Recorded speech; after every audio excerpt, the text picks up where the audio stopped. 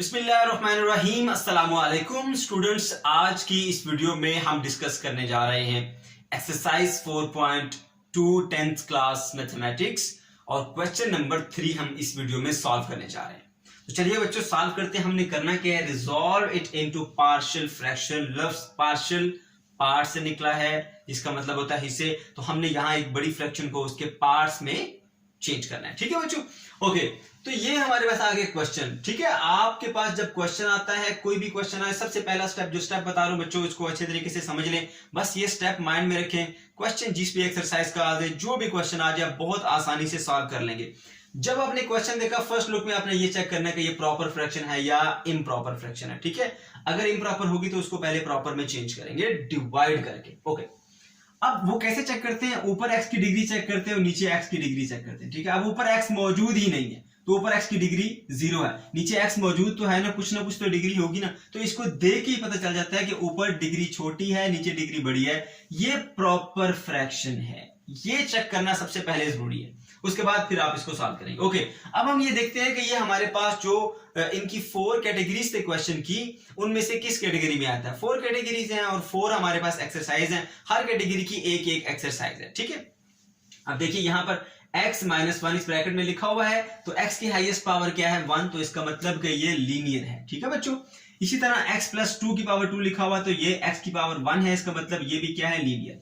अब लीनियर के हमारे पास 2 केस होते हैं, पहला 4.1 वाला और दूसरा केस 4.2 में आता है। ठीक है, फर्स्ट केस में डिनोमिनेटर में लीनियर होता है बट नॉन रिपीटेड, अपने आप को वो लीनियर रिपीट नहीं करता। ठीक है, सेकंड केस में क्या होता है, हमारे पास डिनोमिनेटर में लीनियर होता है और साथ ही साथ वो अपने आप को रिपीट करता है। ठीक है, ओके।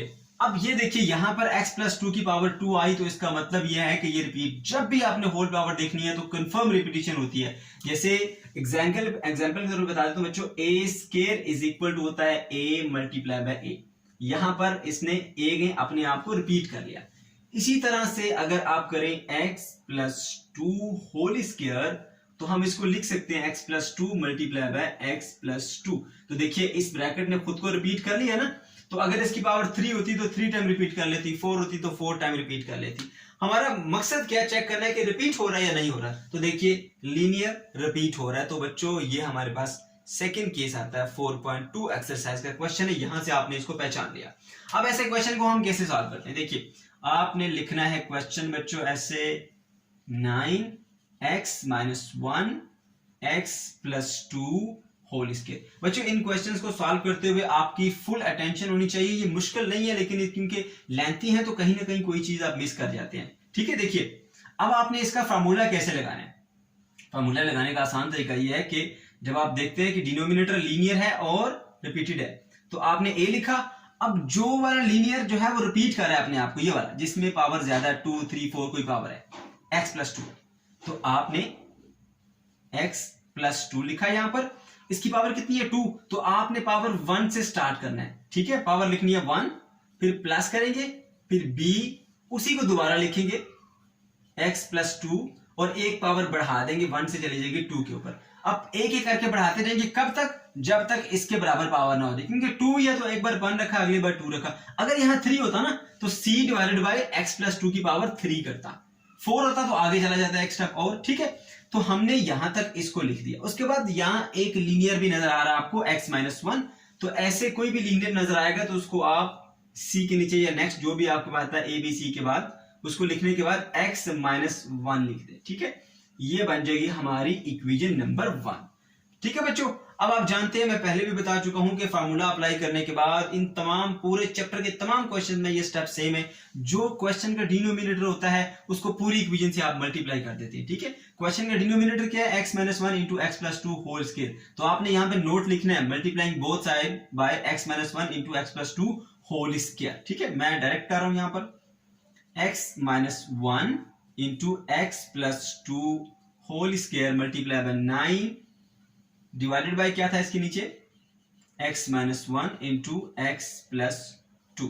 ठीक है, इसी तरह a के साथ भी मल्टीप्लाई करेंगे आप, a into x minus 1 into x plus 2 whole square and divided by क्या था, x प्लस 2, प्लस इसी तरह से b के साथ भी आ जाएंगे, b के साथ भी मल्टीप्लाई करेंगे, x minus one x plus two whole square and divided by क्या आएगा x plus two whole square. फिर c के साथ मल्टीप्लाई करेंगे, c into x minus one x plus two whole square divided by x minus one.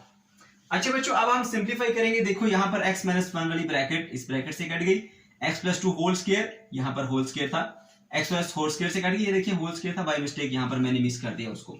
अब देखिए यहां पर ये लिखा हुआ है जी x प्लस टू, ऊपर लिखा हुआ है x प्लस टू का स्क्वायर।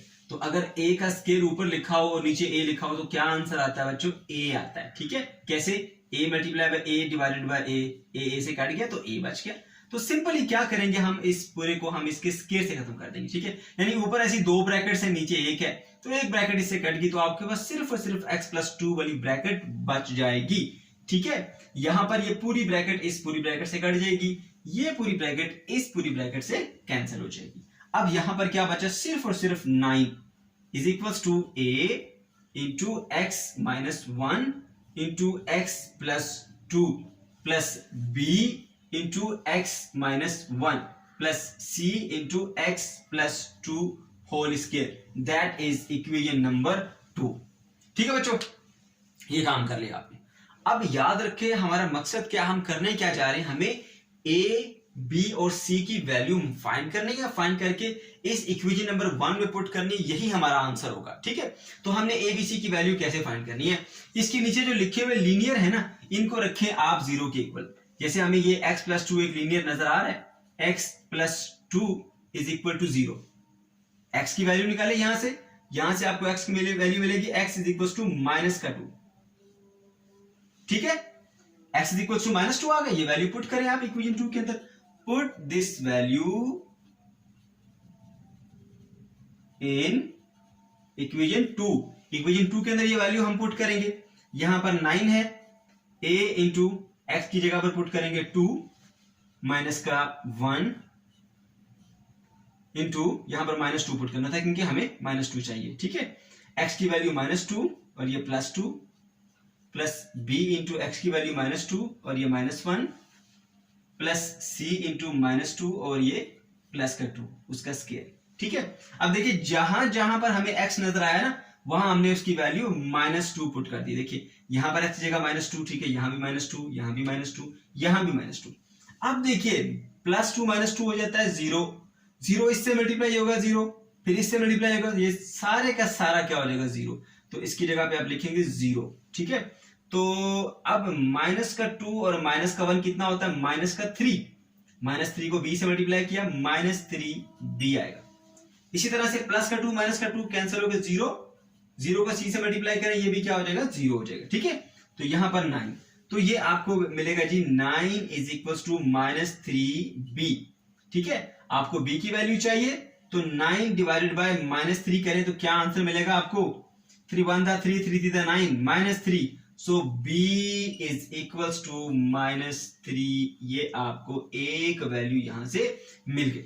इसी तरह से अब आपने b की वैल्यू तो फाइंड कर ली, बाकियों की वैल्यू भी फाइंड करनी है। एक और लीनियर हमें यहां नजर आ रहा है x माइनस 1, तो इसको भी आप रखेंगे 0 के इक्वल, x माइनस 1 को हमने 0 के इक्वल रखा, यहां से हमें क्या वैल्यू मिलेगी x की वैल्यू मिलेगी 1, क्योंकि यहां माइनस का 1 था, उधर जाके हो जाएगा प्लस का 1। Put this value in equation number 2। Equation number 2 में हमने ये वैल्यू पुट करनी है।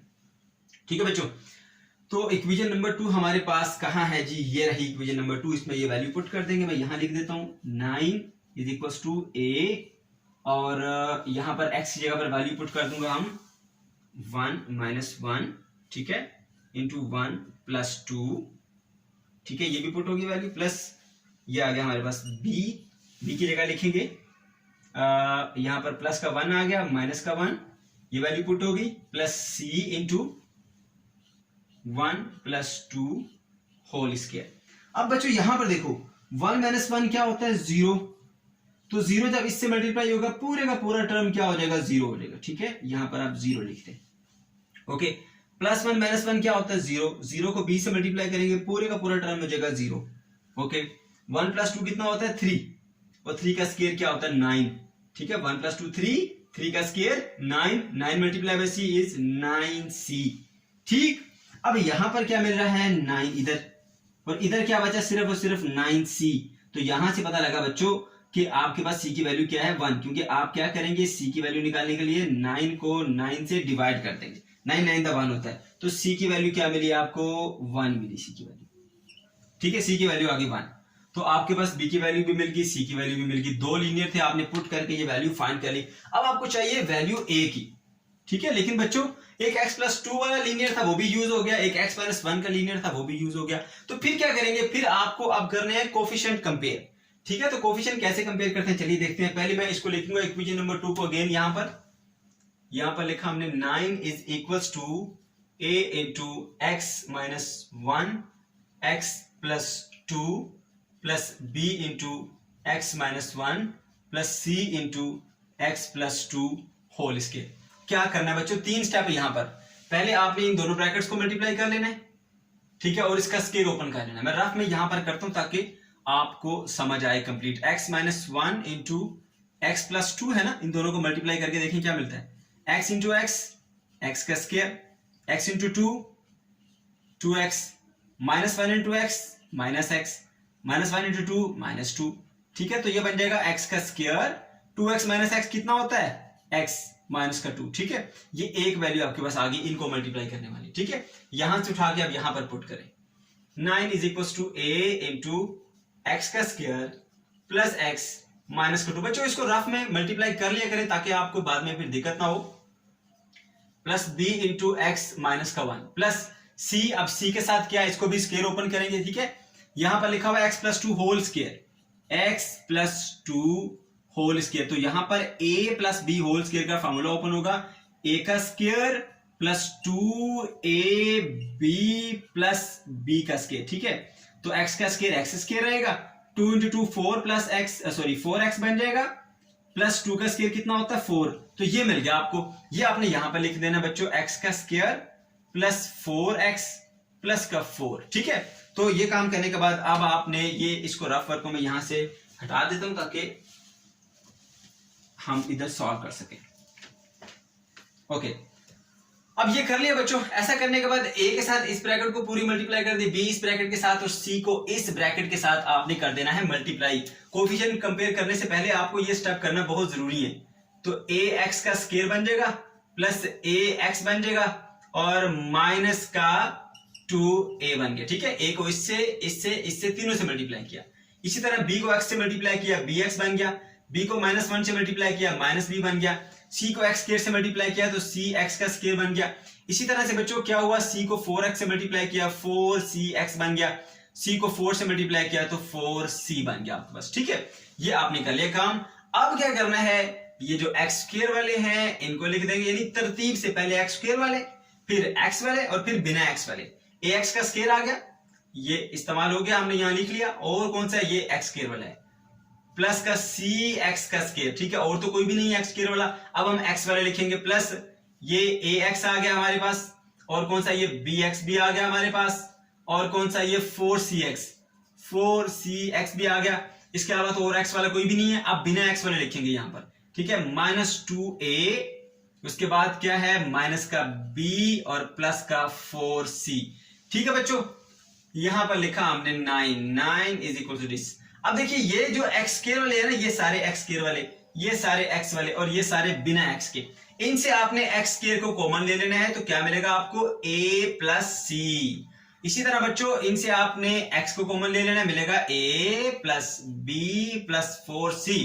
ठीक है, और ये वाला कांस्टेंट है, इसको ऐसे रहने दे, -2a -b और प्लस का 4 का c। ठीक, अब देखिए कोफिशिएंट कैसे कंपेयर करते हैं। मैंने बताया था कोफिशिएंट क्या होता है, ये जो वेरिएबल्स होते हैं x का स्केयर, इसके साथ कोई भी नंबर आ जाए, 2 आ जाए, 3 आ जाए, 7 आ जाए, जैसे यहां पर मैं लिख देता हूं 7x लिख देता हूं, तो ये जो वेरिएबल के साथ नंबर मल्टीप्लाई होते हैं इसे हम बोलते हैं कोफिशिएंट। क्या बोलते हैं इसको, कोफिशिएंट। ठीक है, तो यहां पर हमने जो थर्ड वैल्यू a की निकालनी है ना बच्चों, वो कोफिशिएंट कंपेयर करके निकालनी है। यहां पर x के स्क्वायर का कोफिशिएंट क्या है, ये पूरी ब्रैकेट इससे मल्टीप्लाई हो रही है ना, तो पूरी ब्रैकेट इसका कोफिशिएंट है। x का कोफिशिएंट क्या है, ये पूरी ब्रैकेट इससे मल्टीप्लाई हो रही है, तो ये इसका कोफिशिएंट है। ठीक है, तो यहां पर क्या x का स्क्वायर है, नहीं है, तो हम लिख देते हैं 0x का स्क्वायर। ठीक है, यहां पर क्या x है, इधर कोई x है नहीं है, तो लिख देंगे 0x, इस तरफ की बात कर रहा हूं, ठीक है, और प्लस का 9, ठीक है ना। इस तरह से आप लिख सकते हैं रफ वर्क में, वरना आपको इतना पता होना चाहिए बच्चों कि यहां पर x का स्क्वायर का कोफिशिएंट क्या है, a प्लस c, और इधर x के स्क्वायर का कोफिशिएंट क्या है, 0, क्योंकि x का स्क्वायर मौजूद ही नहीं है, तो इसको इक्वल टू 0 कर देंगे। फिर सुन ले बच्चों, इधर x के स्क्वायर का कोफिशिएंट क्या है, ये ब्रैकेट a प्लस सी, और इधर x के स्क्वायर का कोफिशिएंट, क्योंकि x स्क्वायर मौजूद ही नहीं है, तो हम ये सपोज कर सकते हैं कि 0x का स्क्वायर है, तो x के स्क्वायर के साथ क्या है कोफिशिएंट, 0, तो इस इक्वल टू कर देंगे 0, ये आपकी इक्वेशन नंबर 1 आ जाएगी, ठीक है। उसके बाद दूसरी वैल्यू भी, वैसे तो हम इसी से भी फाइंड कर सकते हैं, लेकिन आपको ये भी करना सिखा रहा हूं ताकि आपको पता चले कि कैसे कोफिशिएंट कंपेयर करते हैं। अब इधर क्या x की टर्म है, नहीं है, लेकिन इधर x की टर्म मौजूद है, तो यहां पर आप क्या कर देंगे जी, a plus b plus 4c and that is equal to 0, क्योंकि x स्क्वायर, सॉरी इधर x मौजूद नहीं है, इधर x का कोफिशिएंट ये है और इधर x ही नहीं है, अगर वो टर्म मौजूद ही नहीं होगी तो हम लिख सकते हैं 0x है, ठीक है ना। तो फिर इसका x का कोफिशिएंट क्या होगा, 0, तो इसको इक्वल टू कर देंगे 0 के, ये सेकंड पॉइंट। और इसी तरह जो कांस्टेंट है वो 9 है, ये कांस्टेंट, तो कांस्टेंट कांस्टेंट के इक्वल होता है, यानी बिना x वाले ये सारे, तो लिख देंगे -2a minus b plus 4c, ये आ गया बच्चों आपके पास इसका मेथड कोफिशिएंट कंपेयर करने का, ठीक है। तो हमने x को x के स्क्वायर को x के स्क्वायर से कंपेयर किया, x को x से कंपेयर किया, कांस्टेंट को कांस्टेंट से कंपेयर कर दिया हमने, राइट, ओके। लेकिन हमारे काम की जो है वो इनमें से वो होगी जो जिसमें हमारी ये अननोन वैल्यू पाई जाएगी a वाली, तो ये इसमें भी a है, इसमें भी a है, इसमें भी a है, लेकिन आसानी से हम किसको सॉल्व कर सकते हैं, इसकी हेल्प से, तो हम इसी को यूज करेंगे, a plus C is equal to आ जाता है 0, ठीक है बच्चों। अब यहां पर अगर हम देखें तो हमारे पास कौन कौन सी वैल्यू है, c की वैल्यू भी है, b की वैल्यू भी है। c की वैल्यू क्या थी, 1, ठीक है, a plus 1 is equal to 0, तो फिर a की वैल्यू क्या बन जाएगी यहां पर, माइनस का 1, इस तरह से हमने ये a की वैल्यू यहां से कैलकुलेट कर ली। अब a b c तीनों की वैल्यू आ गई, हमने पुट करनी है ये इक्वेशन नंबर 1 के अंदर, put the value of, put values of a b c in equation number 1, ठीक है, इक्वेशन नंबर 1 में पुट करेंगे। a की जगह क्या लिखेंगे, माइनस का 1 डिवाइडेड बाय क्या था उसके नीचे, x प्लस 2, ओके। तो b की वैल्यू क्या है, माइनस का 3, माइनस 3 डिवाइडेड बाय 3 के नीचे क्या था, सॉरी b के नीचे x प्लस 2 होल स्क्वायर। उसके बाद क्या है, c की वैल्यू क्या है बच्चों, 1 है, तो 1 डिवाइडेड बाय 1 के नीचे क्या है, x माइनस 1, ये आ गया जी बच्चों हमारा आंसर, ठीक है। तो इस तरह से हमने इसका